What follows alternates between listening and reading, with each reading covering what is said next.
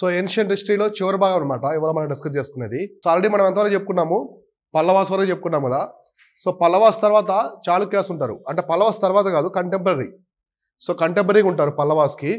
So కాబట్టి exactly Pallavas టైంలోనే, so Pallavas టైంలోనే ఈ చాళుక్యాస్ కూడా కంటెంపరీగా ఉంటారు. సో చాళుక్యాస్ అయితే ఫస్ట్ ఈ చాళుక్యులు అనే వాళ్ళు 12th century 16th century నుంచి 12th century వరకు, అంటే 6వ శతాబ్దం నుంచి 12వ శతాబ్దం వరకు ఉంటారు. ఈ చాళుక్యులు మనకి మామూలుగా హిస్టరీలో 3 రకాలు కనిపిస్తారు. సో 3 typesగా ఉంటారు చాళుక్యులు. సో అయితే ఇందులో మెయిన్ వర్గం వచ్చేసి వీళ్ళే అనమాట. ఇక్కడ చాళుక్యులు, బాదామి చాళుక్యులు, వీళ్ళ దగ్గర నుంచే రిమైనింగ్ తర్వాత విడిపోతాయి. సో మనం ఇక్కడ చూసుకుంటే వీళ్ళు ఎప్పటి నుంచి ఉన్నారు, క్రీస్తు శకం 6వ శతాబ్దం నుంచి 12వ శతాబ్దం వరకు ఉంటారు. అంటే ఇక్కడ చూడండి 543 నుంచి 753 వరకు. సో చాళుక్యులు.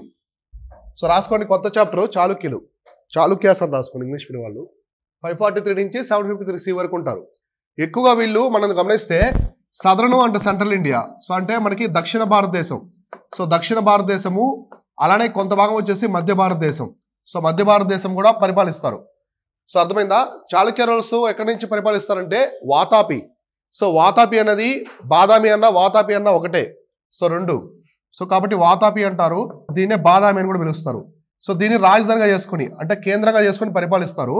ఎప్పటి నుంచి అంటే మిడిల్ 16th century, అంటే మనకి 550 నుంచి, అంటే ఎగ్జాక్ట్లీ మనకి 500sలో 550 నుంచి అలా అనమాట. So 16th century, mid 16th century. So అక్కడి నుంచి పరిపాలన చేస్తారు.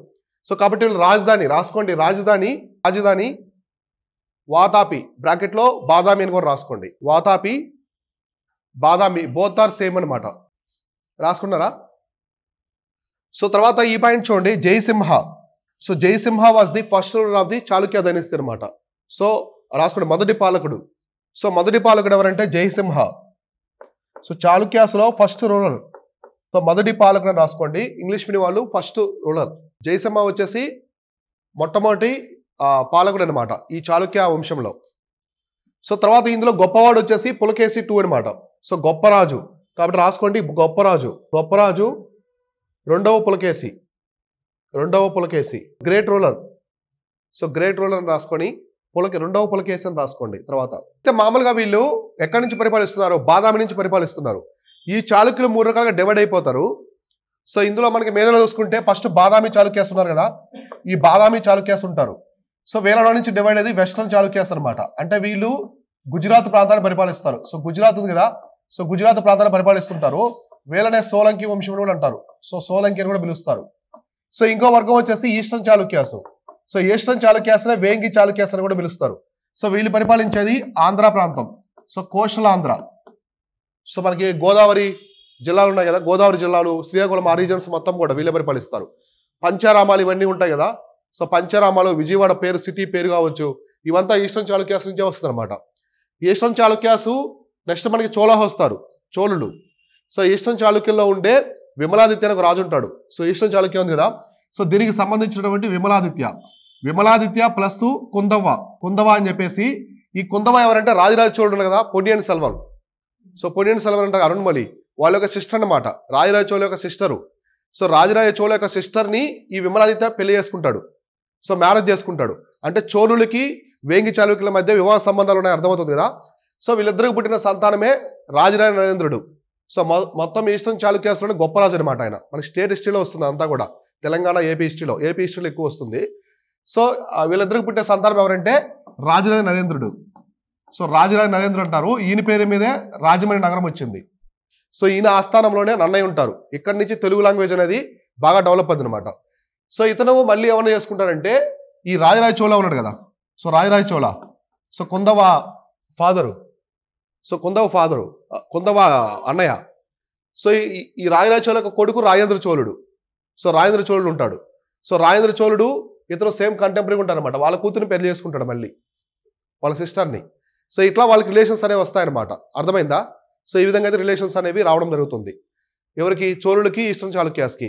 అందుకే వాళ్ళని చోళ చాళుక్యాస్ అంటారు, లేదా చాళుక్య చోళులు అంటారు. చాళుక్య చోళులు అని చెప్పేసి పిలుస్తారు. అయితే ఇందులో ఉన్నటువంటి ఈ రాజరాజ నరేంద్రుడు కదా, సో ఇతని యొక్క కుమారుడే కులోత్తుంగ చోళ ఈ వంశంలో. అర్థమైందా? సో కులోత్తుంగ చోళ ఉంటాడు. కానీ కులోత్తుంగ చోళ ఈస్టర్న్ చాళుక్యాస్ కదా, ఏది ఈ వంశానికి చెందినవాడు. ఏమవుతుందంటే అక్కడ ఆ చోళ వంశం అనేది క్షీణించిపోతుంది అనమాట, చివరి దశలో ఉంటుంది. సో చోళ వంశాన్ని కాపాడాలని చెప్పేసి ఇతను వైజాగ్ ప్రాంతాన్ని పరిపాలిస్తూ ఉంటాడు. ఆ కులోత్తుంగ చోళ పట్టణం అనేది వైజాగ్ అనమాట ఇప్పుడు మోడర్న్ డే. ఇక్కడి నుంచి అక్కడికి వెళ్ళిపోతాడు, మళ్ళీ అక్కడికి వెళ్ళి చోళ సామ్రాజ్యాన్ని పరిపాలిస్తాడు అనమాట. సో అతని తర్వాత వీకింగ్స్ వచ్చి చోళ సామ్రాజ్యం అంతరించిపోద్ది. సో అర్థమైందా? సో ఇలా పాండ్యరాజు ఉంటాడు, జటావర్మన్ అని చెప్పేసి చాలా పవర్ఫుల్ రోల్ అతను చోళ వంశం మొత్తాన్ని అంతం చేసేస్తాడు. సో ఇలా చాళుక్యాసు ఇలా పార్ట్స్గా డివైడ్ అయిపోతారు అనమాట. సో అర్థమైందా? వెస్ట్రన్ చాళుక్యాస్ అంటే ఎక్కడ ఉంటారు? గుజరాత్లో ఉంటారు. వాళ్ళనే సోలంకి అని కూడా ఇస్తారు. అంటే గుజరాత్ని పరిపాలించినటువంటి చాళుక్య వంశాన్ని సోలంకి అంటారు. ఓకేనా? మన ఆంధ్ర పరిపాలించిన వాళ్ళని ఈస్టర్న్ చాళుక్యాస్ అంటారు. సో ఇట్లా పిలుస్తారు. నాకు చెప్తాను మళ్ళీ మీకు కంటిన్యూస్గా. సో ఇంట్రడక్షన్ అర్థమైంది కదా, చాళుక్యులు ఎలా డివైడ్ అని చెప్పేసి. అయితే వీళ్ళు ఫస్ట్ అంతరించిపోతారు. సో ఎవరు? బాదామి చాళుక్యులు. పులకేసి 2 తర్వాత అంశం అంతరించిపోతుంది. కానీ ఈస్టర్న్ చాళుక్యాసు ఆంధ్ర ప్రాంతాన్ని ఆల్మోస్ట్ 600 years పరిపాలిస్తారు, 600 సంవత్సరాలు. సో వీళ్ళు కూడా ఉంటారు. వెస్ట్రన్ చాళుక్యాస్ కూడా చాలా సంవత్సరాల వరకు గుజరాత్ ప్రాంతాన్ని అయితే పరిపాలిస్తారు. ఈ చాళుక్యులు మొత్తం కూడా మన భారతదేశంలో కనిపించే తూర్పు చాళుక్యులు కావచ్చు, పశ్చిమ చాళుక్యులు, వీళ్ళిద్దరు కూడా సెక్షన్స్ ఆఫ్ ది బాదామి చాళుక్యులు అనమాట. సో బాదామికి చాళుక్యులకు సంబంధించిన వంశమే వాళ్ళది కూడా, కాకపోతే డివైడ్ అయ్యారు అంతే. ఓకే, సో ఇదనమాట. అయితే వీళ్ళకి ఎంపైర్ చూడండి, చాళుక్య ఎంపైర్ అనేది ఆల్మోస్ట్ మనకి సౌత్ కర్ణాటక మొత్తం ఉంటుంది. సో కర్ణాటక ఆంధ్రాలోని కొంత ప్రాంతం, సో రాయలసీమ, ప్రకాశం అయింది కదా, ఆ రీజను అంటే మనకి ఆల్మోస్ట్ నర్మదా రివర్ వరకు అనమాట. సో హర్షవర్ధుడు ఇక్కడి నుంచి నర్మదా దాటి రావాలని ప్రయత్నిస్తారు కదా, టెరిటరీ ఉంటుంది ఇక్కడ, అందువల్ల యుద్ధం ప్రకటించి అతని మీద ఓడిస్తాడు. సో అర్థమైందా? సో కాబట్టి మధ్య భారతదేశము అలానే దక్షిణ భారతదేశాన్ని పరిపాలించిన వంశమే ఈ చాళుక్య వంశం అనమాట. పులకేసి 1, పులకేసి 2, మంగళేశ, కీర్తివర్మను, ఇలా చాలా మంది ఉంటారు. సో ఓకేనా? సో నెక్స్ట్ చూద్దాం దీనికి సంబంధించి. సో ఇందులో మనకు చూసుకుంటే ఆ ఫౌండర్ ఆఫ్ ది డైనస్టీ వచ్చి వాజు పులకేసి 1 అని చెప్పేసి ఇచ్చారు. అంటే ఫౌండర్ ఆఫ్ డైనస్టీ అంటే ఎంపైర్ అనమాట. సో మొదటి పాలకుడు వచ్చి జయసింహ, కానీ empire real founder of the empire అంటారు కదా. సో అట్లా రాజ్య నిజ స్థాపకుడు ఎవరంటే పులకేసి 1 అనమాట, చంద్రగుప్త లాగా. కాబట్టి మీరు రాసుకోండి, నిజమైన రాజ్య స్థాపకుడు. సో నిజమైన చాళుక్య రాజ్య స్థాపకుడు సో ఎవరంటే పులకేసి, మొదటి పులకేసి అని రాసుకోండి. సో మొదటి పులకేసి. సో ఇతను సామ్రాజ్య స్థాపకుడు, నిజమైన సామ్రాజ్య స్థాపకుడు, real founder of the Chalukya empire అని చెప్పేసి పిలుస్తారు. సో ఇలా మనకి హిస్టరీలో 2 రకాలుగా ఉంటాయన్నమాట కింగ్స్ గురించి. ఫస్ట్ వంశానికి సంబంధించిన వారు ఉంటారు, మొదటి పాలకుడు ఉంటాడు. కానీ ఒకరి దగ్గర బాగా టర్నింగ్ పాయింట్ అవుతుంది అనమాట ఆ హిస్టరీ మొత్తం కూడా వంశానికి సంబంధించి. వాళ్ళని రియల్ ఫౌండర్ అని చెప్పేసి పిలుస్తూ ఉంటారు. ఓకేనా? సో ఇలా. సో మనకి శాతవాహన టైంలో కూడా షిమ్ముకుడు అందరూ ఉంటారు. కానీ మనకి ఎక్కువగా మొదటి శాతకర్ణి దగ్గర నుంచే స్వంతంగా రాజ్యం అనేది వస్తుందన్నమాట. ఓకేనా? సో ఇక్కడ చూడండి, after him Pulakeshi 2 ruled over the Deccan అనేది Badami Chalukyas most well known ruler. Already రాసుకున్నారు కదా. సో మనకి పులకేసి ఎలా వస్తారంటే ఫస్ట్ ఎవరు ఉంటారంటే పులకేసి 1 ఉంటాడు. సో పులకేసి 1 ఉంటాడు. సో పులకేసి 1 ఇతని యొక్క కొడుకు వచ్చేసి కీర్తివర్మన్ అనమాట. సో కీర్తివర్మన్ వస్తాడు. అయితే కీర్తివర్మన్ తర్వాత కీర్తివర్మన్ కొడుకు ఎవరంటే పులకేసి 2 అనమాట. పులకేసి 2 రావాలి, ఇతను సడన్గా చనిపోతాడు. కీర్తివర్మన్ చనిపోయిన తర్వాత పులకేసి 2 రావాలి వాళ్ళ కొడుకు. కానీ పులకేసి 2 మైనర్ సన్ అనమాట. సో వయసు ఉండదు రాజు అవడానికి. అందువల్ల వీళ్ళకి ఒక బ్రదర్ ఉంటాడు. సో బ్రదర్ వచ్చేసి మంగళేశ. సో మంగళేశ అని చెప్పేసి ఒక బ్రదర్ ఉంటాడు. ఇతను ఆ రాజ్యాన్ని ఆక్రమించుకున్న తర్వాత పులకేసి 2కి ఇవ్వడం తర్వాత పులకేసి 2 ఇవ్వబడేసరికి పులకేసి 2 దండయాత్ర చేసి ఆ రాజ్యాన్ని తీసుకుంటాడు. సో ఫైనల్గా ఇతని తర్వాత ఎవరు వస్తారంటే పులకేసి 2 వస్తాడు. ఈ మంగళేశ అనే అతను ఈ కోస్టల్ ఆంధ్ర ప్రాంతాన్ని కూడా పరిపాలిస్తూ ఉంటాడు. ఇతన్ని సో పులకేసి 2 యొక్క బ్రదర్ ఒక అతను ఉంటాడు, ఇంకొక అతను. సో అతనే కుబ్జ విష్ణువర్ధను. సో కుబ్జ విష్ణువర్ధన్ అంటారు. ఇది మనకి ఇక్కడ రాదు, ఏపీ హిస్టరీ తెలంగాణ హిస్టరీ వస్తుంది. ఈ కుబ్జ విష్ణువర్ధన్ ఏం చేస్తారంటే ఇతను పంపిస్తాడు, ఇతన్ని పంపించి మంగళేశుని కోస్టల్ ఏపీలో ఇక్కడ ఓడించి పులకేసి 2 ఇతను ఓడించి మంగళేశుని ఇక్కడ ఈ ప్రాంతంలో, ఎక్కడ బాదామి దగ్గర కాదు, ఆంధ్రాలో ఓడించి ఈ ప్రాంతానికి ఇన్ఛార్జ్గా కుబ్జ విష్ణువర్ధను పెడతాడు, కుబ్జ విష్ణువర్ధను. అయితే కుబ్జ విష్ణువర్ధన్ ఏం చేస్తారంటే పులకేసి 2 అక్కడికి వెళ్ళిపోయిన తర్వాత ఈ రాజ్యాన్ని మొత్తం స్వతంత్రంగా ప్రకటించుకుంటాడు. సో కుబ్జ విష్ణువర్ధన్ పులకేసి 2 యొక్క తమ్ముడు అనమాట. సో స్వతంత్రంగా పరిపాలించుకుంటాడు. సో అలా చాళుక్య అనేసి డివైడ్ అయ్యి ఇతన్ని కుబ్జ విష్ణువర్ధను అంటే మనకి తూర్పు చాళుక్యులు అనమాట. సో ఇక్కడ నుంచి తూర్పు చాళుక్యులు అంటారు, వీళ్ళని వేంగి చాళుక్యులను కూడా అంటారు.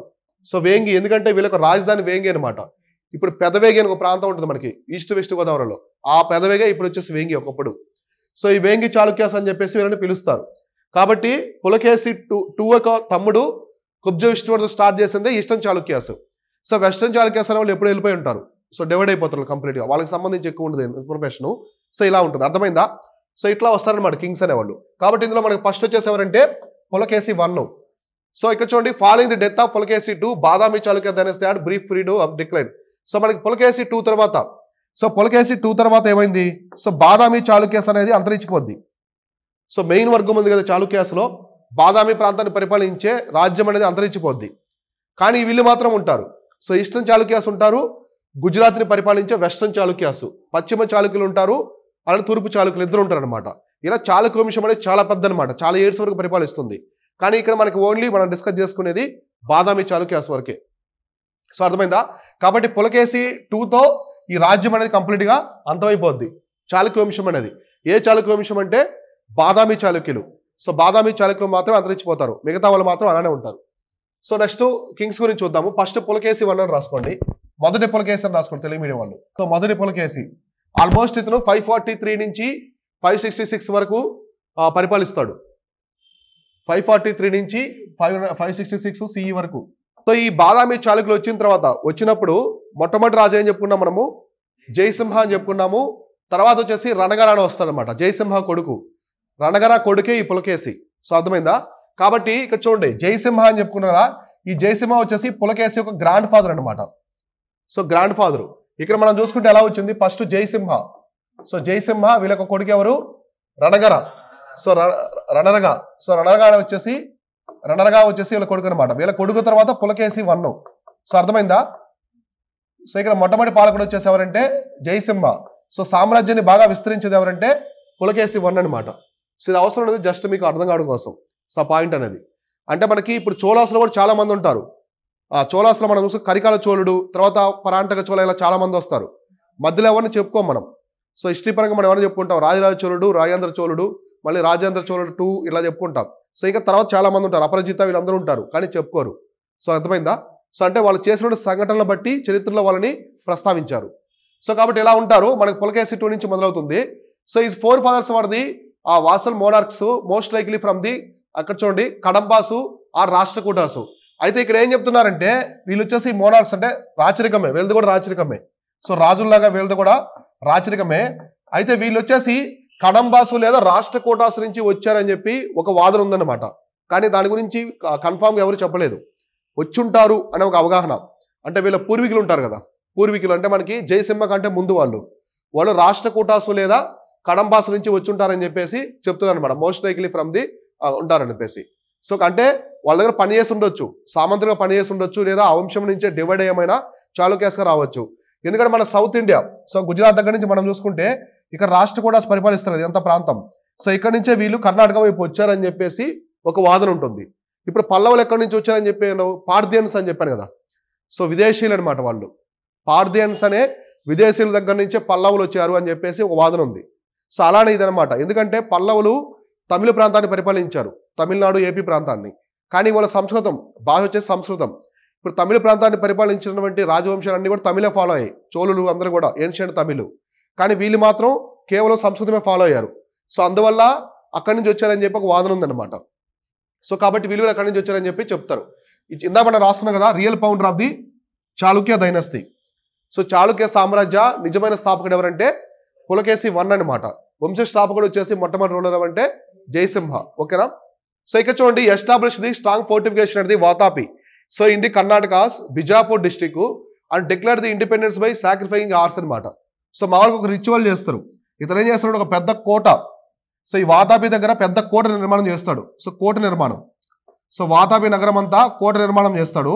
ఈ కోట నిర్మాణం రోజు ఇండిపెండెన్స్ అనమాట. అంటే మొత్తము ఇదంతా రాజ్యానికి సంబంధించి, అంటే కోట నిర్మించారంటే ఒక సావర్నిటీ వచ్చిందని అర్థం, అంటే సార్వభౌమాధికారం అనేది ఆ ప్రాంతంలో వచ్చిందని చెప్పేసి అర్థం అనమాట. సో దానికి గుర్తుగా ఒక గుర్రాన్ని నరికివేస్తారనమాట, రిచువల్ అది. సో ఒక సాంప్రదాయం ఉంటుంది. సో మనకు మూవీలు చూపిస్తారు, బాహుబలిలో కూడా యుద్ధానికి ముందు ఒక దున్నని నరుకుతారు. సో అట్లా రిచువల్స్ ఉండేది అనమాట. కాబట్టి ఆ ఫోర్టిఫికేషన్ గుర్తుగా ఇతను ఒక గుర్రాన్ని కూడా నరికివేస్తాడు అనమాట. సో అర్థమైందా? కాబట్టి ఈ పాయింట్ రాసుకోండి. సో వాతాపి చుట్టూ కోట నిర్మాణాలు నిర్మించాడు.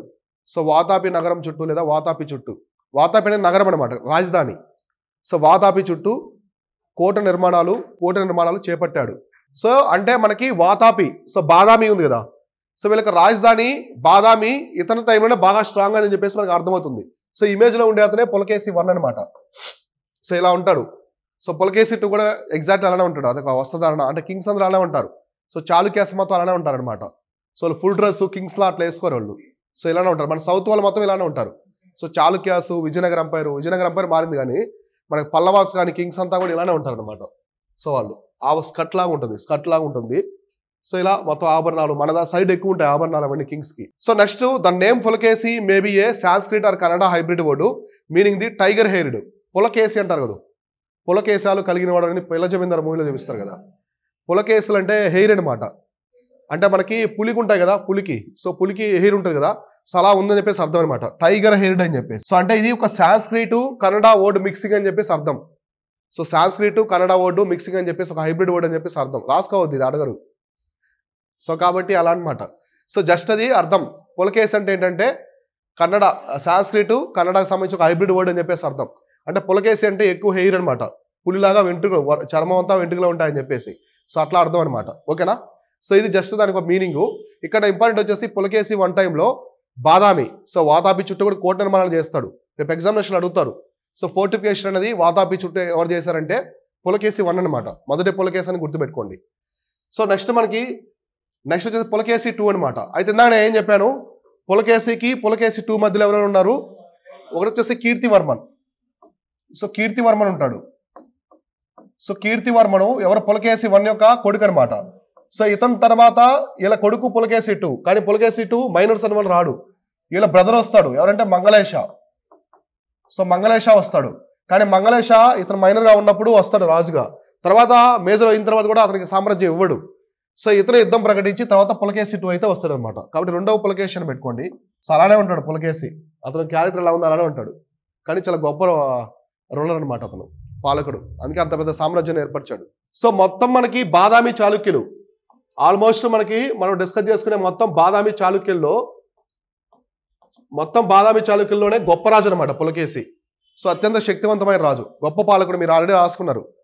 సో ఇది వచ్చేసి మొత్తము బాదామి చాళుక్యుల్లోనే చాలా గొప్ప రాజు అంటే పులకేసి, రెండవ పులకేసి అనమాట. He was the first king to issue the gold coins in south India. So ఈ పాయింట్ రాసుకోండి, first king to issue gold coins in south India. So Telugu medium వాళ్ళు రాసుకోండి. దక్షిణ భారతదేశంలో బంగారు నాణాలను ముద్రించిన మొదటి రాజు. సో ఇలా మనకి దక్షిణ భారతదేశంలో బంగారు నాణాలు అనమాట. సో బంగారు నాణాలు తీసుకొచ్చిన మొట్టమొదటి రాజు ఎవరంటే పులకేసి 2, రెండవ పులకేసి. సో మనకి బంగారు నాణాలు తీసుకొచ్చింది అసలు ఎవరు మన ఇండియాలో? మొట్టమొదటిసారి బంగారు నాణాలు తీసుకొచ్చింది ఎవరు? చదవట్లే మీరు, అసలు చదవాలి, ఎప్పుడెప్పుడు రివైజ్ చేసుకోవాలి. నేను అడిగినది చాలా సిల్లీ ఫ్యాక్ట్స్, అవి మిమ్మల్ని అడుగుతుండేవి. అవి చెప్పలేకపోయారు అనుకోండి, రేపు ఎగ్జామినేషన్ అట్లాంటివి అడుగుతారు, ఎక్కువ స్టేట్మెంట్స్లో వస్తాయి. ఎవరు? Indo Greeks. సో మనకి కనిష్క కూడా తీసుకొస్తారు బంగారు నాణాలు. సో కాబట్టి చూసుకోండి, హిస్టరీలో బాగా అన్నీ కూడా రిలేటెడ్గా వస్తాయి. మీకు రాబోయే చోళ ఎంపైర్ కావచ్చు, నెక్స్ట్ రాష్ట్రకూటాస్, అవన్నీ కూడా ఒక పాయింట్ అనేది రిలేటెడ్గా వస్తూ ఉంటాయి అనమాట. గుర్తుపెట్టుకోవాలి కొన్ని, అంటే కాన్సెప్ట్స్ డెప్త్గా లేకుండా చిన్న చిన్న ఫ్యాక్ట్స్ గుర్తుపెట్టుకోండి, మీకు రిలేటెడ్గా ఉంటాయి అనమాట అన్ని సామ్రాజ్యాలకి. సో కాబట్టి బంగారు నాణాలు దక్షిణ భారతదేశంలో, ఇక్కడ పాయింట్ అనేది దక్షిణ భారతదేశంలోనే. సో దక్షిణ భారతదేశంలో ఎవరంటే పులకేసి 2 అనమాట, రెండవ పులకేసి. అదే మనకి ఇండియా మొత్తం చూసుకుంటే ఇండో గ్రీకులు. సో ఇండో గ్రీకులు తీసుకొస్తారు. ఏది మనం మొత్తం భారత ఉపఖండంలోనే బంగారాలు తీసుకొచ్చేది ఎవరంటే ఇండో గ్రీకులు. సో దక్షిణ భారతదేశంలో వచ్చేసి పులకేసి 2 అనమాట. అంటే ఇండో గ్రీకులు తీసుకొచ్చినవి ఏంటి? వాయువ్య భారతదేశంలోనే ఉంటాయి. అవునా కదా, వాళ్ళు పరిపాలించిన ప్రాంతం వచ్చేసి వాయువ్య భారతదేశం. సౌత్కి రాలేదు వాళ్ళు, అక్కడే ఉండిపోతాయి అనమాట. కానీ బంగారు నాణాలవి సౌత్కి తెలియదు అప్పటి వరకు. సో ఇతను తీసుకొస్తారు మొట్టమొదటిసారి, అంటే చాలా లేటుగా వచ్చాయన్నమాట. మన సౌత్ ఇండియాలో బంగారు నాణాలవి మనకు పల్లవాస్ టైం కావచ్చు, సంగమేజ్లో కూడా లేవన్నమాట బంగారు నాణాలు. ఓన్లీ ఈ టైంలోనే వచ్చాయని చెప్పేసి హిస్టారికల్ సోర్సెస్ అయితే ఉన్నాయి. సో ఇక్కడ చూడండి, he's defeated the famous king Harsha on the banks of the Narmada, issued the Aihole inscription. So ఇతను హర్షవర్ధను ఓడించి, ఎక్కడ నర్మదా యుద్ధం, సో బ్యాటిల్ ఆఫ్ నర్మదా అని జరిగింది కదా. సో నర్మదా యుద్ధంలో హర్షవర్ధను ఓడించి దానికి గుర్తుగా ఒక శాసనాన్ని తీసుకొస్తాడు. అదే ఐహోల్ శాసనం. నర్మదా నది వద్ద హర్షవర్ధను ఓడించి, ఇంగ్లీష్ మీడియం సేమ్ రాసేసుకోండి, defeating king Harsha on the banks of Narmada and issued Aihole inscription. So Narmada నది వద్ద హర్షవర్ధను ఓడించి దానికి గుర్తుగా ఐహోల్ శాసనాన్ని వేయించాడు. సో దానికి గుర్తుగా ఇతను ఒక శాసనాన్ని తీసుకొస్తాడు. ఐహోల్ అనే ప్రాంతం. సో ఐహోల్ అనేది కర్ణాటకలో ఉంటుంది ఒక ప్రాంతము. అక్కడ టెంపుల్స్ కూడా చాలా ఉంటాయి, చాళుక్యాస్ టెంపుల్స్. సో అట్లా హర్షవర్ధనుడిని, అంటే ఉత్తర భారత చివరి హిందూ చక్రవర్తి అయినటువంటి హర్షవర్ధనుడిని, పుష్యభూతి డైనస్టీ అవుతుంది, పుష్యభూతి. సో వర్ధన డైనస్టీ అని కూడా అంటారు, వర్ధన వంశం కూడా. సో హర్షవర్ధనుడిని నర్మదా నది ఒడ్డున ఓడించి దానికి గుర్తుగా ఐహోల్ శాసనం తీసుకొస్తాడు. ఎవరు? రెండవ పులకేసి. ఐహోల్ శాసనం చాలా ఇంపార్టెంట్. సో ఇందులో విజయాలు కావచ్చు, అతనికి సంబంధించిన డీటెయిల్స్ మొత్తం కూడా ఉంటాయి రెండవ పులకేసి సంబంధించి. సో నెక్స్ట్ రాసుకున్నారు ఇది, దానికి గుర్తుగా ఐహోల్ శాసనాన్ని వేయించాడు. So next I also took the title of the Dakshina Padaveshwara similar to the Harsha's Uttara Padaveshwara. అంటే మనకి హర్షవర్ధనుడికి ఏ విధంగా అయితే ఉత్తర పదవేశ్వర అనే బిరుదు ఉంటుందో ఇతనికి దక్షిణ పదవేశ్వర అని చెప్పేసి బిరుదు ఉంటుంది. కాబట్టి బిరుదుని రాసుకోండి, ఇతను బిరుదు. సో బిరుదు. సో దక్షిణ పదవేశ్వర అనేది ఇతని బిరుదు అనమాట. సో ఎవరిదంటే రెండవ పులకేసిది. సో ఉత్తర పదవేశ్వర అనేది హర్షవర్ధనుడిది, ఉత్తర పదవేశ్వర. సో ఉత్తర పదవేశ్వర అనేది హర్షవర్ధనుడిది. సో హర్షవర్ధనుడు వచ్చేసి ఉత్తర పదవేశ్వర. సో దక్షిణ పదవేశ్వర వచ్చేసి రెండవ పులకేసి. రెండు రాసుకోండి, కన్ఫ్యూజ్ అవుతారు మళ్ళీ. సో ఇద్దరికి పడుతుంది అనమాట, నార్త్ వ్యక్తికి సౌత్ వ్యక్తికి ఇద్దరికి కూడా మంచి ఒక యుద్ధం జరిగి ఎగ్జాక్ట్లీ మిడిల్లో నర్మదా నది వద్ద. సో మనకి సౌత్ చూసుకుంటే ఎగ్జాక్ట్ ఇది ఒక పాయింట్ అనమాట నర్మదా నది. ఇది మొత్తం కూడా నార్త్ ఉంటుంది, ఇదంతా సౌత్ ఉంటుంది. ఇక్కడ నుంచి చాళుక్యాస్ వెళ్తారు, ఇక్కడ నుంచి పుష్యభూతి డైనస్టీకి సంబంధించిన హర్షవర్ధనుడికి. సో నర్మదా నది అనేది ఒక ఎడ్జ్ అనమాట, వాళ్ళ రాజ్యానికి ఇతని రాజ్యానికి మధ్య ఎడ్జ్. సో ఇతను నార్త్కి వెళ్ళాలన్నా ఆ నది దాటి వెళ్ళాలి, సో అతను సౌత్ పరిపాలించాలన్నా ఆ నది దాటి రావాలి. అందుకే వాళ్ళిద్దరికి అక్కడే యుద్ధం జరుగుతుంది. సో అర్థమైందా? కాబట్టి ఇక్కడ పులకేసి 2 అయితే గెలుస్తాడు అనమాట. గెలిచి హర్షవర్ధనుడిని సౌత్ వైపు రాకుండా చేస్తాడు. సో హర్షవర్ధనుడు కొంతకాలం పరిపాలించి చనిపోతాడు. ఓకేనా? సో ఇలా తర్వాత ఆ వంశం అంతరించిపోతుంది. సో ఇక్కడ పులకేసి అయితే పరిపాలిస్తూ ఉంటాడు. సో ఇంతవరకు రాసుకున్నాం కదా ఈ బిరుదులు, దక్షిణ పదవేశ్వర ఉత్తర పదవేశ్వర అని. సో ఈ గోల్డ్ కాయిన్స్ బాగా గుర్తుపెట్టుకోండి. తర్వాత ఇతను పల్లవరాజు అయినటువంటి మహేంద్రవర్మ కూడా ఓడిస్తాడు. సో మహేంద్రవర్మ కూడా ఓడిస్తాడు, అవునా కాదా? సో మహేంద్రవర్మ ఓడించిన తర్వాత వీళ్ళ కొడుకు నరసింహవర్మను మళ్ళీ ఓడిస్తాడు. So defeated and killed by Mahendravarman son successor Narasimhavarman. So ఇతను మొదటగా ఇతను ఓడిస్తాడు. ఏ యుద్ధం అది? సో బ్యాటిల్ ఆఫ్ పుల్లలూరు ఒకటి, ఇతను ఓడిపోయేది బ్యాటిల్ ఆఫ్ మణిమంగళం లేదా బ్యాటిల్ ఆఫ్ వాతాపి అని కూడా అంటారు. సో వాతాపి యుద్ధం అన్నా అదే అనమాట. సో కాబట్టి రాసుకోండి, పల్లవరాజు మహేంద్రవర్మన్ని ఓడించి పల్లవరాజు మహేంద్రవర్మన్ని ఓడిస్తాడు. పల్లవరాజు మహేంద్రవర్మన్ను ఓడించాడు. బ్రాకెట్లో రాసుకోండి పుల్లలూరు యుద్ధం. సో యుద్ధం అంటే ఇది పుల్లలూరు, తెలుగు మీడియం రాసుకోండి పుల్లలూరు యుద్ధం. సో ఇతను ఓడించేది. సో ఓడించేది పుల్లలూరు యుద్ధము మహేంద్రవర్మన్ని. సో నెక్స్ట్ వచ్చేసి రెండవ పులకేసిని లేదా ఇతన్ని అని రాసుకోండి. పులకేసిని మహేంద్రవర్మన్ కుమారుడు మొదటి నరసింహవర్మ మణిమంగళం యుద్ధంలో. సో మణిమంగళం యుద్ధం. సో బ్రాకెట్లో వాతాపి యుద్ధం అని కూడా రాసుకోండి. సో బ్రాకెట్లో వాతాపి యుద్ధం.